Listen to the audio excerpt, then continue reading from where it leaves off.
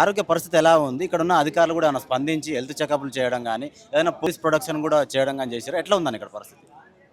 మా దృష్టిలో అయితే ఈరోజు ఆంధ్రప్రదేశ్ రాష్ట్రానికి అసలు ఒక ముఖ్యమంత్రి ఉన్నాడా, అదేవిధంగా ఒక బీసీ మంత్రి ఉన్నారా లేదా అనేది మాకేమో అర్థం కావట్లేదు. ఎందుకంటే 3 కోట్ల మంది బీసీల ఆత్మాభిమానాలకు సంబంధించి, అదేవిధంగా బీసీ విద్యార్థుల భవిష్యత్తుకు సంబంధించి, బీసీ యువకుల భవిష్యత్తుకు సంబంధించి ఈరోజు ఒక పార్టీ అధ్యక్షులు, భారత చైతన్య యోజన పార్టీ అధ్యక్షులు బోడే రామచంద్ర యాదవ్ గారు దేశ చరిత్రలోనే ఎప్పుడు లేని విధంగా బీసీల కోసం ఆయన ప్రాణాన్ని తృణపాయంగా పెట్టి ఆమరణ నిరాహార దీక్ష చేస్తూ ఉంటే, చంద్రబాబు నాయుడు గారు మీకు కనిపించట్లేదా, మీకు వినిపించట్లేదా?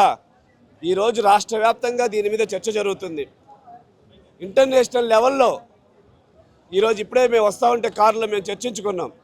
ఎక్కువ సెర్చ్ చేసిన దాంట్లో 3వ స్థానంలో ఉందంటే ప్రపంచంలోనే ఈరోజు రామచంద్ర యాదవ్ గారు చేసేటువంటి దీక్ష.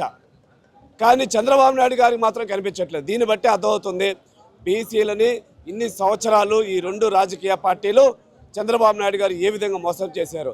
కనీసం మినిమంగా బీసీల గురించి ఏమాత్రం ఆయనకి చిత్తశుద్ధి ఉంటే ఈ పార్టీకే అసలు ఇక్కడ కూర్చోకుండానే ఉండాలి. కానీ రామచంద్ర యాదవ్ గారు ఇక్కడ దాకా కూర్చోవాల్సిన అవసరం వచ్చిందంటే మాకు జరుగుతున్నటువంటి అన్యాయం ఎంత తీవ్రంగా జరిగిందో దీన్ని బట్టి మాకు అర్థమైంది.